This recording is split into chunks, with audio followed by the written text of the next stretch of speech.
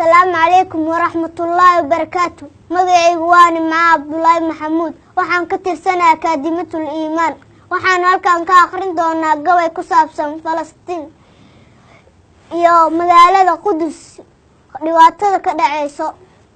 qarniyadan adduunyada si baa loo qaldaayay qarax muuqatay doonayaan shacabku ku qarinteeda awalay si qaab daran caruur qasa ku laayeen Qudustayni meeleeyeen hadana qusul halaga taago qarniyadii saxaabadii yuhuud qaqamay qabine qaybar bay xasuustaan sidii qoomka loo galay Khalid bin Walid baa kurtood qaaqasiin jiray qisadoodu waa caan nimanka Qudus dhacaayaan waa qoom rusushii dhibay dhamaan qarniyadii hore qalad bay ku laayeen nabiyo qaadir soo diray quraanka loo xisay inay qaladka u dhasheen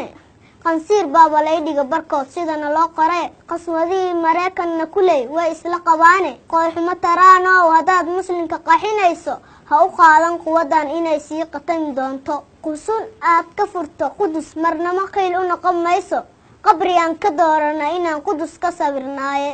qibladayna hore waa halkii nabiga laga qaaday